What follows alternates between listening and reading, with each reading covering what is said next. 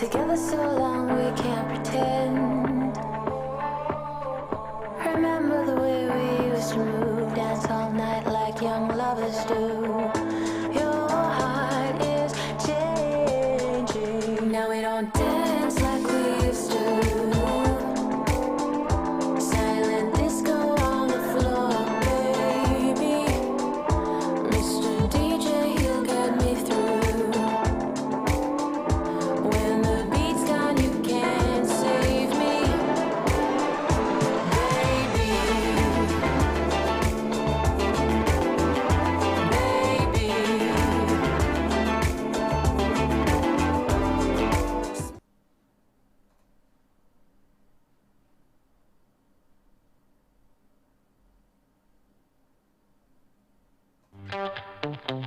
This is Broad Radio for Women's Health Week.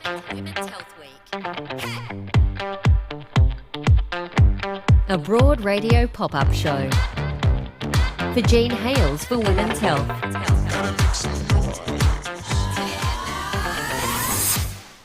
Hello and welcome to this very special pop-up show of Broad Radio celebrating Women's Health Week.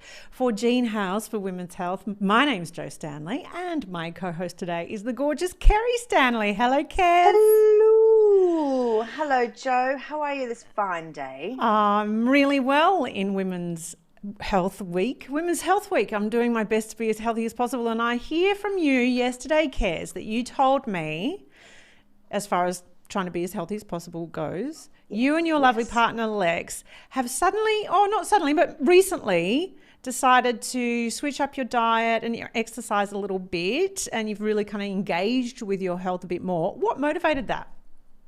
Yeah, I think our own sluggishness, lots of weight gain, not feeling great in ourselves and also in our minds. So we had some hair testing done to check for intolerances. That was really eye-opening, but it also confirmed a few things that we kind of figured were around. So we went, you know what, let's just get on top of this. Let's eliminate all these things out of our diet, which, you know, my mother thinks now we're just drinking cups of air and that's it. No, so we're eating really, really well, a really great, almost vegan diet, and getting out in sunshine, in the rain, whenever. We're trying to exercise every day. And I tell you what, it has turned us both around. It's really quite incredible. I just love it. I'm inspired by it, Kerrie, because what you're doing is going, something's not right, I'm going to address it. I'm not going to put my head in the sand. I'm going to really investigate this. And I want to feel better, so I'm going to do something about that. That's it. We've both been joking around that this year, like I'm 51, Lex is 49, that we've both been hit by the aging bus this year. So it kind of went smack. And we're like, oh, all right. I hear what you're saying. I'm 49. Yes, I've been sitting on that bus stop for a while, and I saw the bus coming myself this year as a 49-year-old. I get it. Yes. So that's what Women's Health Week is all about, is really engaging with our health and empowering ourselves to do something about it so that we can feel better. That's all it is. All of this week, we are bringing you a live show at 1 o'clock every day covering the 5 themes of Women's Health Week. And we are partnering with Jean House for Women's Health to do that. We love Jean House for Women's Health. Do check them out at jeanhouse.org.au. They are a national not-for-profit organisation dedicated to improving the health of women at every stage of life, because let's thrive every day that we can. Let's never give up. That's what I say. As I said, every day this week, Women's Health Week, there is a different theme. And today our conversation is all about our private lives.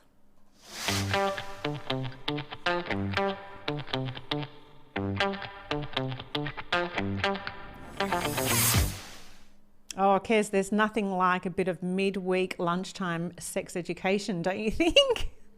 Do you know what? When you first approached me about this, Jo, of course, love being on Broad Radio. And when you mentioned the topic, I had quite the reaction to it. So I think this is the actual perfect topic for me to get across and have some really good conversations with Vanessa about, because it makes me feel uncomfortable. Oh, interesting. Okay. Yeah, one would not would not think that. I would not have thought that of you, but I'm kind of glad you say that, because we're all about being really honest here today. And you mentioned Vanessa, so let's introduce her. She's here as a sexuality educator to speak all the things that perhaps we're a little bit uncomfortable to talk about. I love that you've acknowledged that, Cares. Vanessa Hamilton, good afternoon. Lovely to see you. Thank you so much. It's a privilege and an honour to be here. Lovely to see you. Hello, Vanessa. Now, we want this conversation to be really useful. We want it to be motivating. We want it to be something that you can take away and maybe, change or shift a little something in your life that might mean that you are happier or healthier. So to that end, if you're watching on YouTube or Facebook, and we hope that you are, and if you do, chuck us a follow or a like or a subscribe, that would be awesome. But if you are watching, by all means, share any questions that you might have for Vanessa throughout the whole conversation today. Put it in the comments, and we'll do our best to get through all of those for Vanessa to answer, because what a great opportunity to have a sexuality educator here with us. I want to also acknowledge, Vanessa, that some of these conversations can be quite difficult for some people. Yeah, Joe and Kerrie, I'd just like to acknowledge that sometimes having these conversations can bring up negative thoughts and feelings for people, because not everyone's experiences of sex and sexuality are positive ones. So take care out there, especially in these trying times. Turn the video off and come back to it later if you're feeling a bit, triggered. I don't usually like the word triggered, but if the feelings are coming up for you. But most importantly for women, don't just ignore them. Get some follow-up help. Centre Against Sexual Assault, Lifeline, etc. if you need it. But otherwise, it will generally be quite insightful and a happy conversation. Yes, we do want to have lots of insights and lots of fun. To that end, I've got a bit of a prop here, right? This is something that I created for a comedy festival show I did maybe 10, 12 years ago. And I'm going... Too rude. You might need that. Yes. Do you know what? There's no such thing as too rude in this show today. I was going to say, okay? what deems too rude? No, I'm only using it ironically today. I've got a prop to show you that might beat that one. We'll see. Will you show it now? Are you going to... Let's save it. Let's save it for later. Okay, I can't wait. This is going to be so great. All right. Well, let's. My first question for you, Vanessa, and your business is called Talking the Talk, and I love your mission on Talking the Talk. I'm going to quote from your website: aims to positively influence people's lifetime journey. Love that, because we continue on this discovery of ourselves, but you use the term sexuality personality. What is a sexuality personality? It's a great question. I'm still finding out. I just think that I've come to discover after 25 years working in sexual health that people should have the right to write their own script of their life in relation to their sexuality. Human sexuality is part of being human, yet we hardly talk about it. And when we do, we talk about it in a negative way. We talk about it with words related to shame and guilt and danger and fear.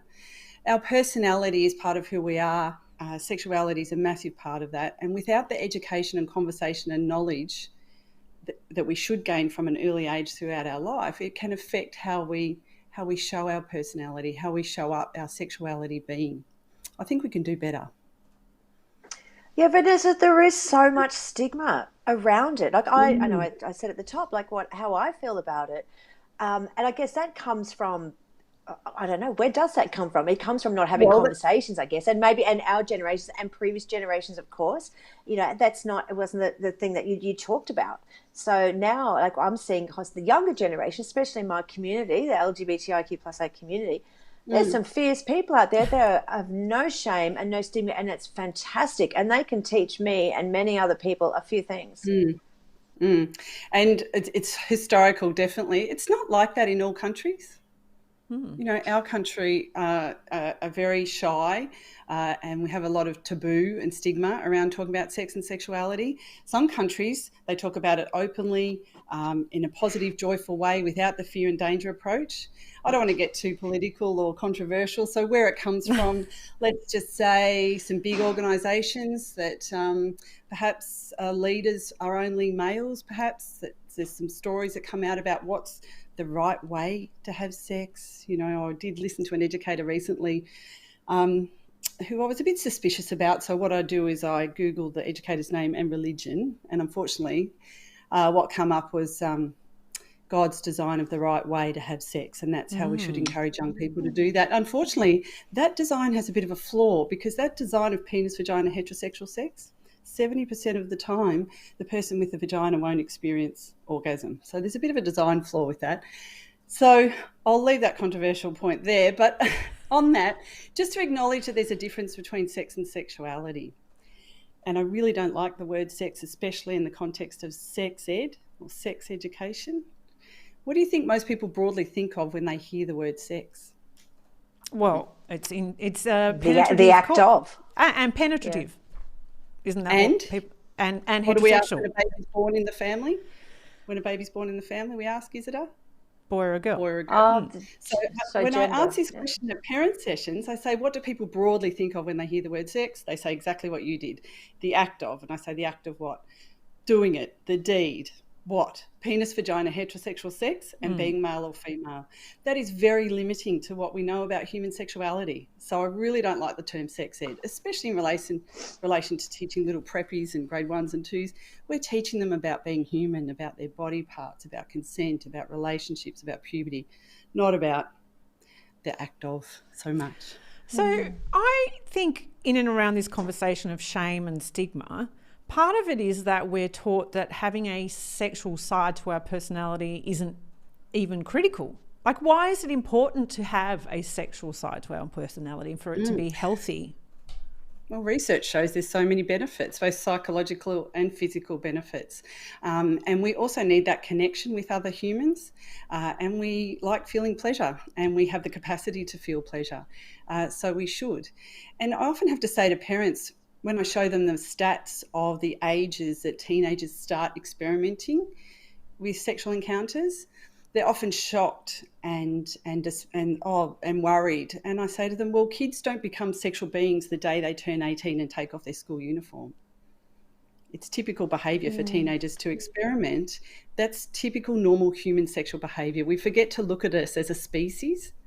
And when we're currently being taught by pornography, social media, advertising, TV shows, popular culture, how you should be sexual, it's very unhelpful for young people. Yeah, and I'm seeing already on YouTube, we've got a comment from Nicole who says we need more education in schools about what does a positive relationship look like, particularly if young people don't see that at home. And I think, it's really hard if your parents aren't in a great relationship, or if, you may be in a relationship. Well, I grew up in a household where I had a single mum. I never saw a relationship. I had no idea what they looked like. And kids are getting a sexuality message every day, whether we like it or not. And one of the things I do encourage adults in the home to do is to model loving, respectful relationships. And people can do that even with family members as well, just so that they see the adults in their life be respectful and model that loving, respectful touch and pleasurable experiences. Doesn't have to be sexual, because kids are absorbing that like sponges. If they learn from TV programs like, can I name them? Married at First Sight. That's what a relationship is. It's my worst show ever. Because when they're 12, around that age of 12, they're really starting to think, what is a relationship? How do you do it? What is it? And if Married at First Sight is their only, I keep going like this, there's this bubble of information where kids get their learning. They really should get it from this bubble over here, the classroom and the adults at home, that complements each other. And it should be louder than this one here. Is it coming through in the classroom? My children are now adults. So what is the classroom looking like these days? I know when they were little, there was very little, I guess. And that, also, they were at a Catholic school. That was a pretty good one. It was pretty progressive. But yeah, has it changed much? Like, are you seeing the differences coming through? Oh, look, it's very ad hoc in different areas, different jurisdictions. Currently with COVID, for example, I've had all my classroom sessions cancelled. I can't actually go into classrooms.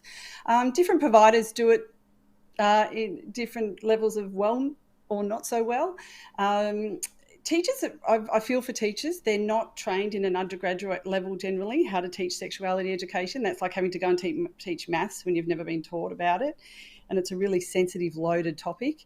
So they often get external providers. It's why I've created something online. I'm really passionate about teaching teachers because they do have the capacity to do it with a bit of support and education about human sexuality. When I'm in a classroom, you can tell the kids, they stand out, the kids who've had good information from home. And the teachers say to me after, wow, they knew so much. One little one asked me a question that stumped me the other day. They'd been answering the questions beautifully, and I thought, I made a full judgment. That kid's mum's a midwife for sure. And then, talking about how the vagina accepts the penis delivers the sperm, and the sperm travels up to meet the egg. And this little one said, yeah, and how does that orgasm thing work? Grade 3 or 4. Lucky I set the scene, and I said, that's actually outside the level of today's learning. That's something you can ask your adults at home. The teacher's having a heart attack in the back corner. Oh my God. But kids who've learned stand out, and the other kids say to them, how do you know that? Who taught you that? They just can't believe it. And then all the way to the other end, I send home homework for the parents to get the parents having conversations. They've got to do a puberty checklist and a reproductive crossword. And I say to the kids, how did that go? And they say, and I've had kids come back and say, got screwed up and put in the bin. Mum said, that's disgusting. You shouldn't be learning about that. Don't ask me that, ask your father. Ooh. Parents really struggle, and we need to overcome that fear and danger approach and approach with joy and positivity. Well, I mean, it's a reflection of their own shame and embarrassment, clearly. Correct. So let's get to some useful tips, I guess, and useful conversation around how we can shift in ourselves things that make us perhaps happier or healthier in our own sexuality. What would you recommend we can do if we do feel a level of shame and embarrassment and we want to not have that anymore? We want to be free to express our sexuality with our partner or with ourselves. We want to have that kind of sense of, that embarrassment lifted from us. That feeling of well-being and freeness in a way. Most important sexuality organ of the body is the brain. I love the way you're talking to us a bit like we're children in a classroom, which I'm like this. I love it so much. Are we passing? Are we getting our answers correct so far? I do parent sessions and on Zoom they have to put in the chat box, what's the 2 most important sexual organs of the human body? Okay, so do you know the second one then? Can you guess? Oh, are you asking us again? Yes,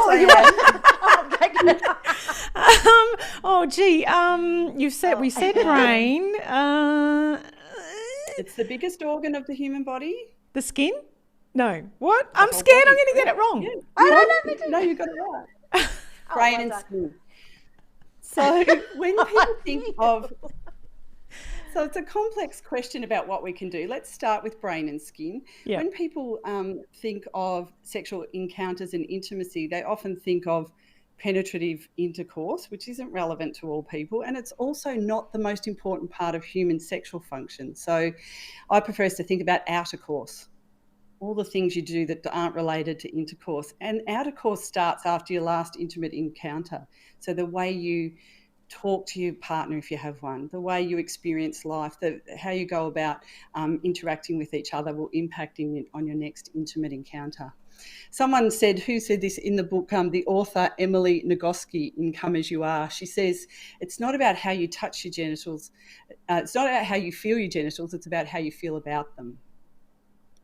So I would say in this Women's Health Week, for women who have been a bit stuck with their sexuality, there's always opportunity for improvement. Don't just put up with how things have been forever. And that doesn't mean just intimate encounters. That means how you feel about yourself, your own sense of self, sense of pleasure, sense of relationships.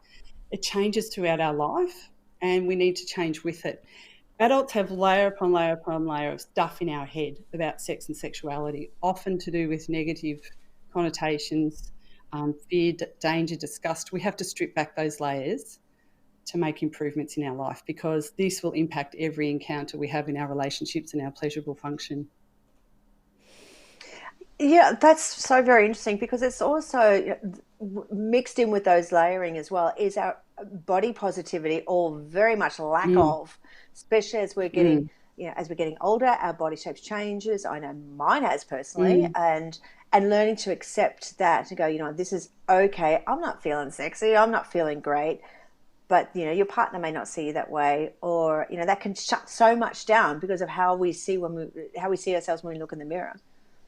Absolutely. And that commodified look that's all around us, that some organisations are making a huge amount of money telling us that we need to look that certain way, you know, the eyelash extensions and all the things. And we need to be able to be strong enough and have that sense of self to just say, that's not who I am, and it doesn't make me who I am. There's so many things we can do to increase our relationships and partnerships with people. And even for those who don't have partnerships, especially in these COVID times, just being kind to yourself. Today I put perfume on for this interview. I love it. You smell amazing. Oh, thank you. I've even got shoes on too. So I've taken my runners off and put shoes on. So there's things that we can do to make ourselves feel better, and just acknowledge that we deserve pleasure. We deserve respectful relationships, and the best person to make that happen is us. Okay, so what about within a relationship if you're feeling like you aren't as satisfied as you'd like to be, or if you feel like your partner isn't particularly happy? How do we have those open conversations? The key to that is having conversation outside the bedroom, so to speak. It's really important that people have conversations outside the situation that they're in, that can often be fraught with sort of angst and things that haven't been going well for a long time, so are continuing to not going well. It's best to, you know, make a time, sit around, have a coffee and say, look, what happened the other night? I just wonder if you're on board with me to try and improve that situation, and I wonder if we could start with such and such. Do a bit of research. So be careful on the internet what you're researching. But there's sexologists, sex therapists out there that can help, but there is a lot of information around. And then doing little things. I'm thinking of parents, for example, especially during COVID. It's very, very difficult. 3 L's. Get a lock on the door. Because people need privacy, especially people's brains, to have ideal, pleasurable sexual function, orgasm response. They need to feel safe. They need to feel respected, and they need privacy. So a lock on the door just for that time. Don't worry, the house won't burn down. The kids will be all right. Lube is another L. Lube is very important for all bodies, very underrated, but not all lubes are created equally. So bypass the supermarket and go to one of the amazing sexual wellness shops that are run by women in Australia. So there's a lot around, quite a few. What's the other L? I forgot what the other L is. Well, one of them is just love and affection for each other. Oh, love and affection. That's a nice one. Yes. I was going to suggest laptop, but COVID times, online, cyber. Yes, that's right. Thinking about ethical use of imagery online. I'm all for it for adults. You might need your Visa card and a bit of time to find ethical sexual imagery, because the current mainstream is associated with violence and degradation and humility, and isn't ideal for lots of people, especially young people. The other L was lose penetration. If penetration is a thing for the two people, and especially I'll acknowledge, just to bring the point of heterosexual cisgender scenarios, that pressure of having vaginal penetration, for example, when someone's experiencing pain or they've just had a baby or whatever, bring it right back to just, can we just be intimate and hug and kiss? And then sort of move forward with that over a period of time of just moving on to other things that people can do. So if you avoid penetration, you'd be amazed how much outer course you can have to end up in an ideal sexual pleasurable encounter. I've got 2 more L's for you. Well, firstly, when I said laptop, I mean that's what entertains my child, so that she leaves us alone, right? Although I'm all in favour of ethical images online as well, but there's 2 uses for a laptop. But the other thing that I always say, laundry, as far as I say to my husband, foreplay starts with folding the laundry. I want to feel like I'm not exhausted all the time, and that we are a team, and that I'm not the mother of some kind of adult man baby, you know? Resentment is a massive passion killer in partnerships. So, you know, things, just someone, we're going to say someone I know today rather than out our people we know. Sorry, I've already said my husband. Well, unless you're having an affair, Joe, we would assume it's him. That's right. Once you've used the coffee machine, set it up and clean it ready for the next person. That's really just little things like that, making them a cup of tea. Yes, doing jobs without being asked. Very, very sexy. So sexy. Sorry, go on, Kez. Oh, no, that's right. You go, Joe, then I've got something to add. Okay, so you brought up lube there, and actually that leads us to one of our questions from a listener was, in fact, as I get older, I keep hearing that lubricant is going to be my friend. There seems to be lots of brands and types out there. Where do I start? So can you give us that resource of the places to go, the websites? Is it okay to say them? Well, I Sure. love Bliss for Women, is a Queensland-based service. Bliss for Women. Been around for over 25 years, started in Melbourne by Maureen Matthews and then taken over by a sexologist in Queensland. And she has a good knowledge of health and wellness for women. So I highly recommend that one. And there's Passion Fruit in Melbourne as well. And so look at the ingredients, go for the organic, try water-based to start with, and invest. The good ones cost a bit of money. And while you're there, buy a candle that when you extinguish the flame, turns into a warm body moisturiser. And so you've got the smell, you've got the sight of the candle, and then a moisturiser to rub on the body. Great for outer course. Oh, That's a multi-purpose product, isn't it? Isn't it? I give them as gifts. I give those to people for their birthdays and Christmas. So do those sorts of things.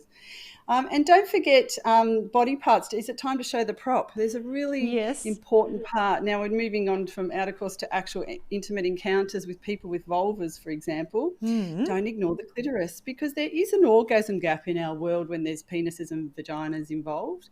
And 70% of people with vaginas will not experience orgasm response from just penetration alone. So they need clitoral stimulation as well. So I've got a bit of a vulva puppet here to show you. Love it. A trusty vulva puppet. So in schools and in adult sessions, I'm often having to teach people that this is not a vagina. Yeah. We call this a vagina. That's like calling a penis a scrotum. But this is a vulva. It's on the outside. Vaginas are on the inside.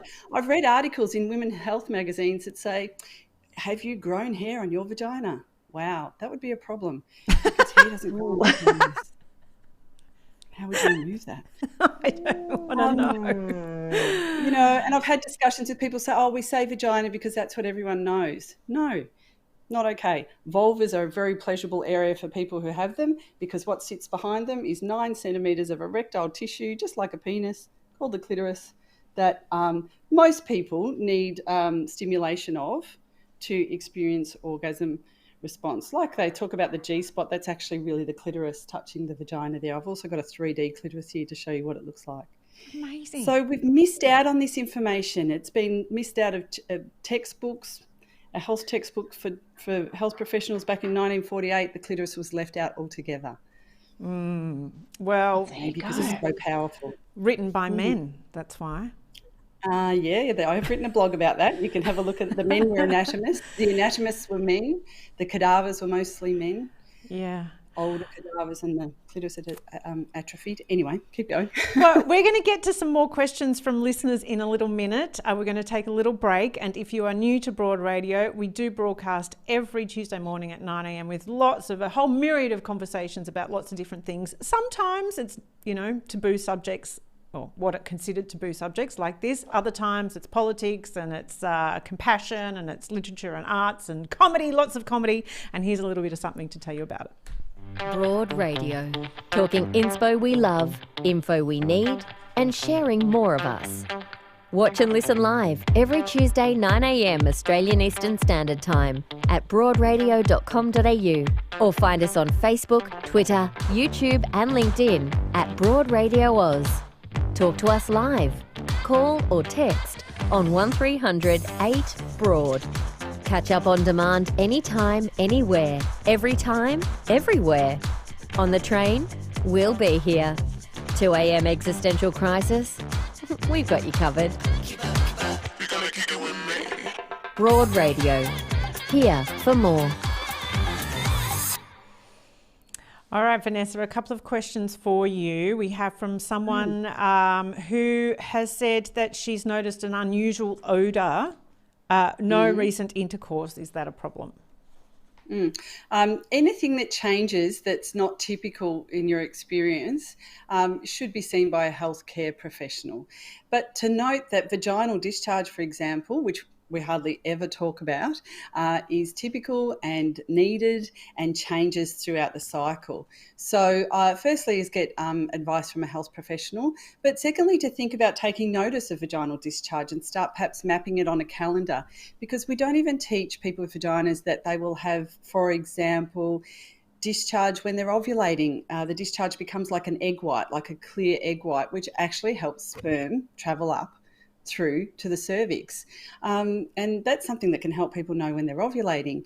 The vagina has its own cleaning system and has a discharge to match what's required. So there can be just typical changes that cause that.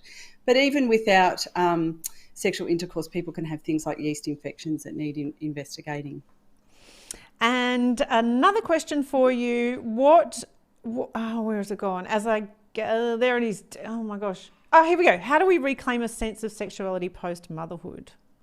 Post-pregnancy, I presume. It's really about, as I said before, understanding that our sexuality changes over time and to go with that. It won't always stay the same. And rather than be sad about what you're missing or losing at that time, think about the positive part of what an amazing body you have that can create another human, and things will get better. It won't always be like that. In relation to partnerships with partners, often partners feel at this time a bit left out, a bit neglected, and they just miss you. So having a conversation with your partner to say, I'm just really not up to sexual penetration at the moment, but I really, really miss you and I'd really love some hugging and kissing and cuddling, and can we do that? Get some lube, bit of mutual masturbation, all those sorts of things, and just take that pressure of having to be the same as how it was before will really help moving forward. And don't forget, the most important sexual organ is really tired, really emotional, get hormones going up and down, looking after a human and keeping them alive. So pretty distracted from being intimate and sexy, but do what you can to just improve how you feel about yourself each day, and get help, speaking to mothers groups, get professional help, speak to the maternal and child health nurse, and there's great resources online. That's good to know. What sorts of resources? Where would we go? Yeah, well, so I was thinking about places like Bliss, for example, that have podcast blogs about what to do after being pregnant.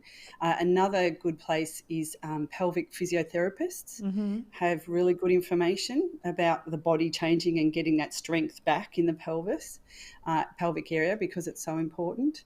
And really focusing on everything else that you can do for people. Just don't pay enough attention to their partnerships and relationships and how they're getting along, and all the baggage that has just come along in the relationship and never been addressed.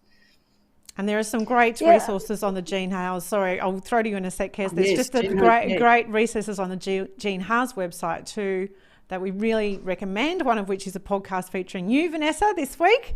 Check out, there's some great articles and some videos, and it's just brilliant, jeanhaas.org.au. Sorry, Kez, away you go. No, all good. I was just, as I was just thinking then, Vanessa, swinging the pendulum completely the other direction. Some relationships do exist without sex. That's just not a part of their dynamic. There are asexual people in the world. And it's understanding, how do relationships remain healthy and happy if one or both, I find this completely fascinating, that there's no sex in that relationship. Well, what is sex again? It always comes back to that. Yeah, that's true. Sex means different things to different people. And the word intimacy is not always sexual. People can have intimate, connected relationships with people that doesn't involve sexual activity or sexual encounters, because that's right, some people identify as asexual, and they don't have those experiences of desire or intent to want to have sexual intercourse with other people.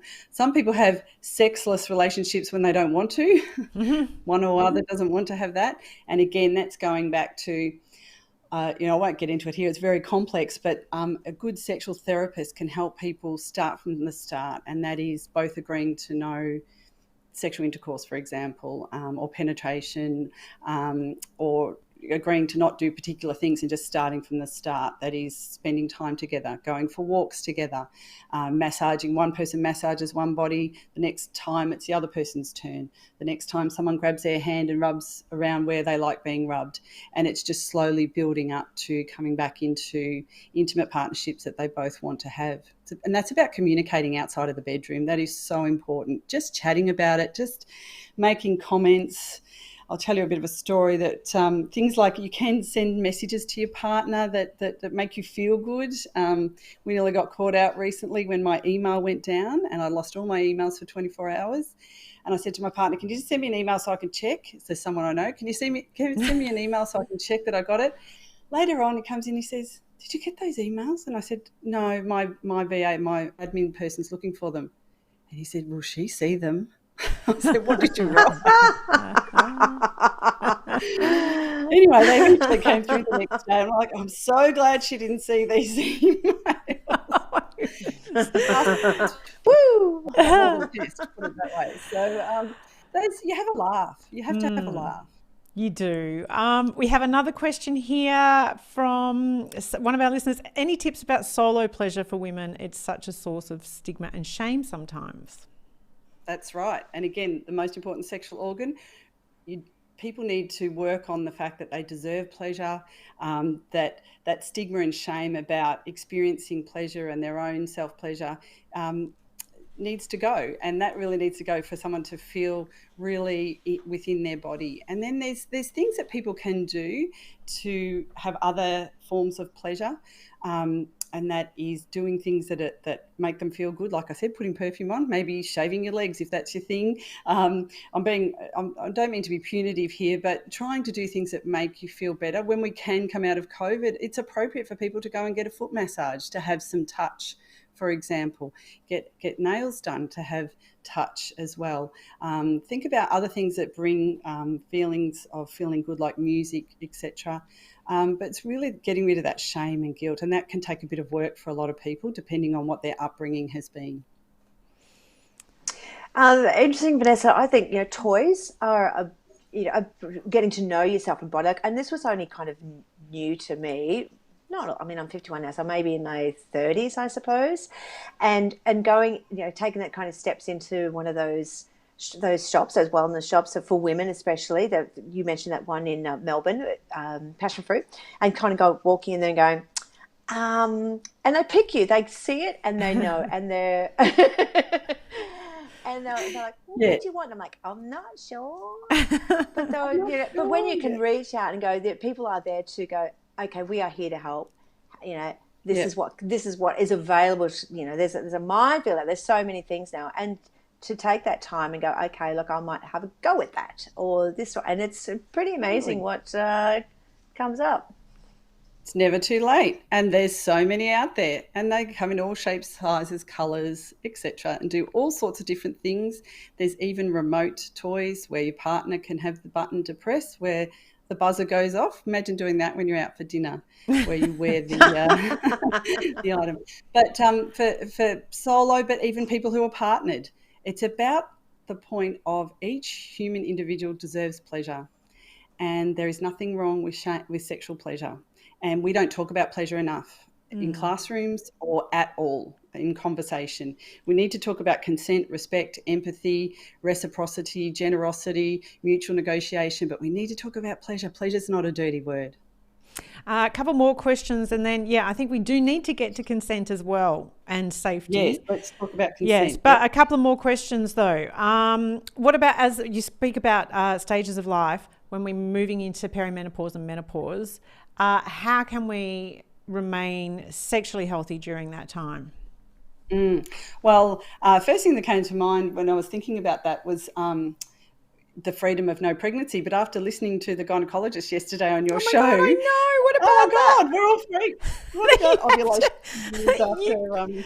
You can get pregnant for 2 years after your last period. I mean, I had a nightmare about that last night. Yes. I think I did too. If you're under 50 and we need to check the Jean Hale's website to get this accurately, but I think if you're under 50, she said that, and you have your last period and it's 12 months since that period, you should use contraception for 2 years. Oh, because you can still ovulate. Yeah. Wow. Yeah. Again, it's adapting to the change. So there will be things like vaginal dryness, and it's acknowledging that, and that's why getting a lube, and not feeling that lube is a shameful thing. You can even buy cushions for your bed that have a zip in them that the bottle of lube can go in for easy access. I love that. Embrace that. Buy that for your partner. Let's have this pillow with it in there and make it part of every day. The candle with the massager. Some of the massage oils are lubricants as well, so start off massaging.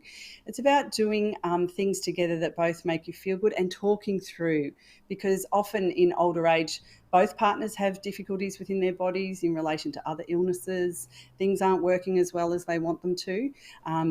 Again, not everyone who identifies as a woman has a vagina or a vulva. They might have a penis as well.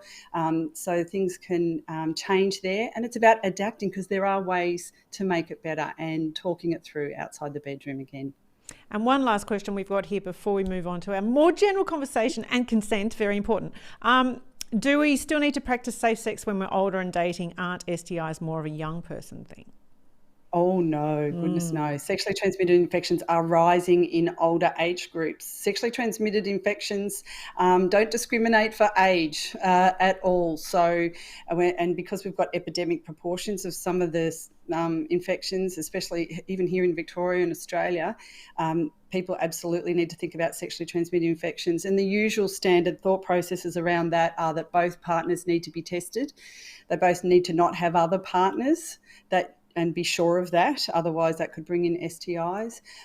Using condoms, using dental dams. Dental dams are a latex piece that goes over the vulva or the anus, and the mouth can go on one side and it's against the body. You can cut a condom in half and make that sheet of barrier.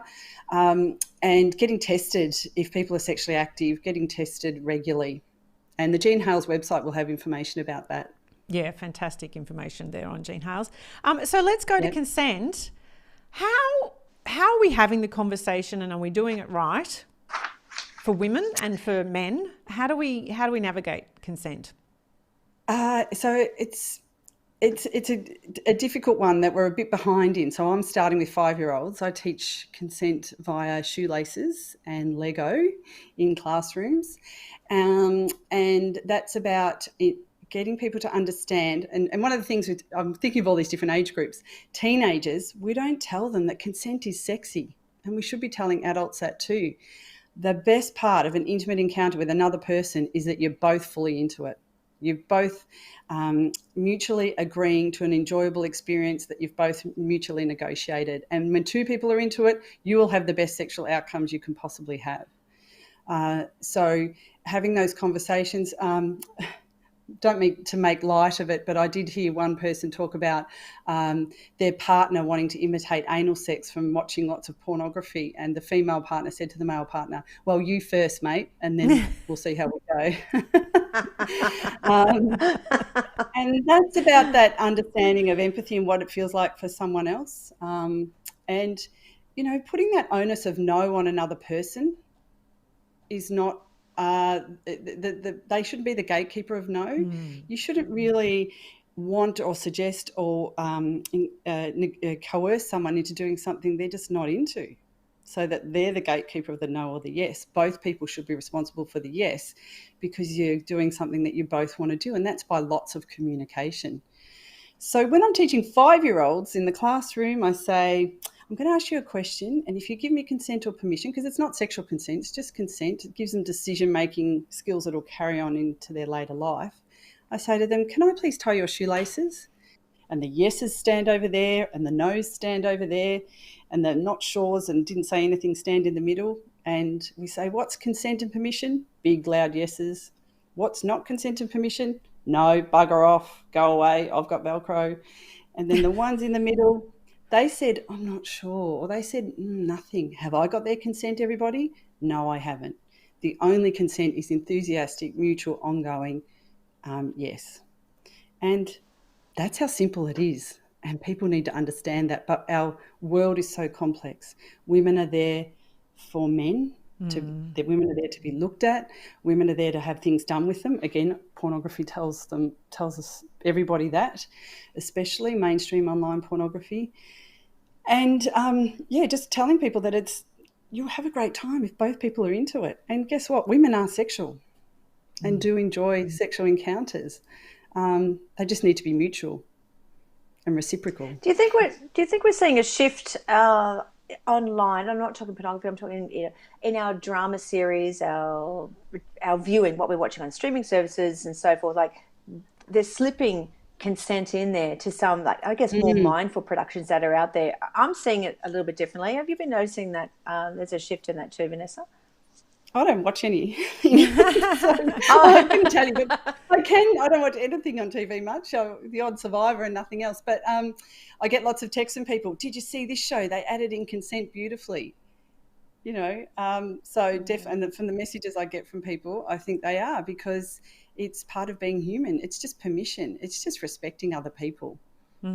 I think it's interesting to really look at what we're seeing in our pop culture and how it's shifting. In particular too, I think, Cares, in the LGBTQI world, there's so many more narratives that involve people who are identifying as either non-binary or LGBTQI. And is that impacting on people feeling, I suppose, more confident to come out, to speak to their families and friends about their own sexuality?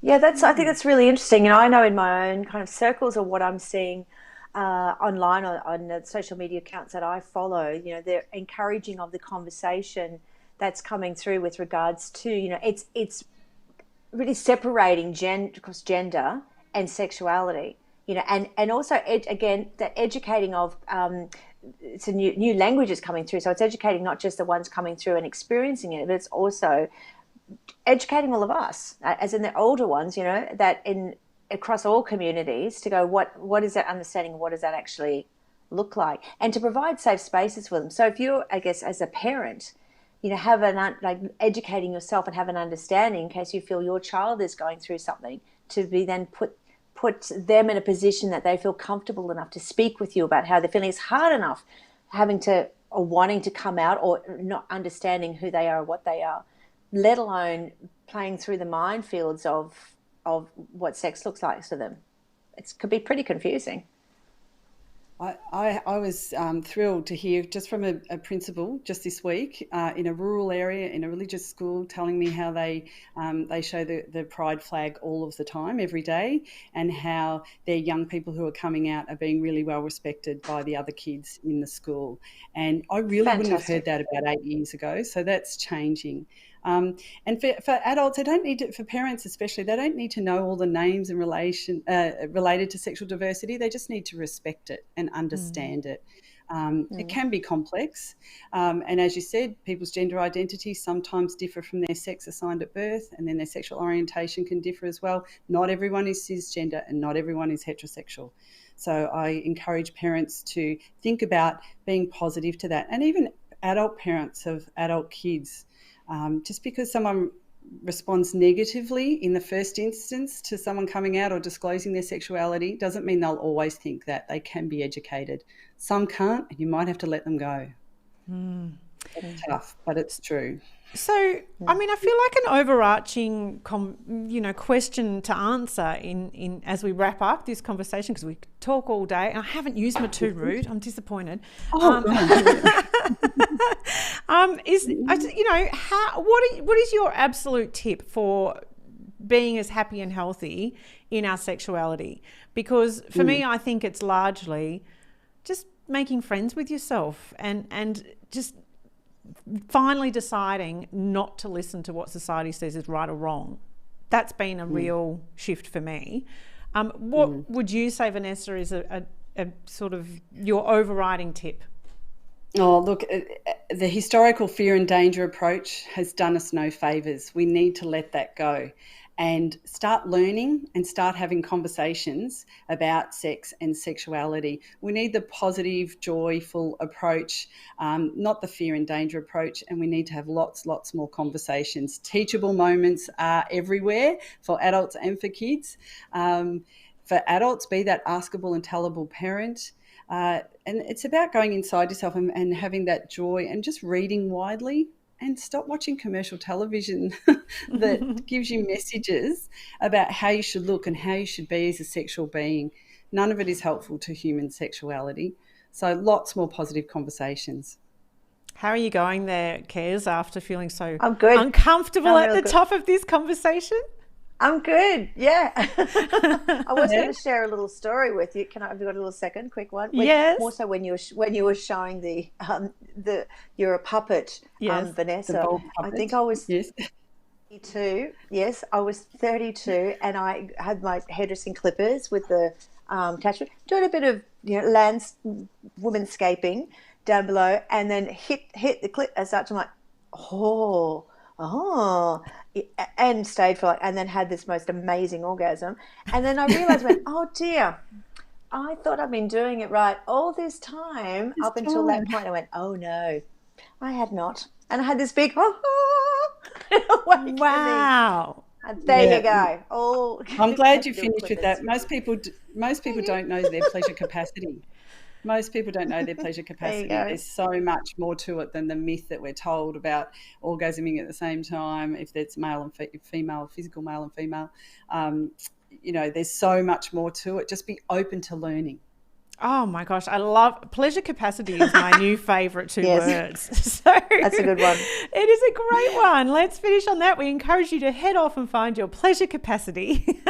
Thank you so much, Vanessa Hamilton. It's been amazing to have you on the show. Thank you. Vanessa. I appreciate it. Thank you. And Women's Health Week continues. We encourage you to head along to jeanhars.org.au and discover all the amazing information and resources they have there and all the different events that carry on. Tomorrow we are going to be broadcasting live from 1 o'clock, and we're talking mental health. We've got Bianca Chatfield, who is our co-host with me there that day, and Dr. Sarah Cotton, psychologist, is going to be joining us to talk about all things mind matters, which obviously is a massive issue for all of us. So do join us 1 o'clock tomorrow, right here, right then. And we'll see you tomorrow with Broad Radio. Thanks, ladies. Take care. Thanks. Bye.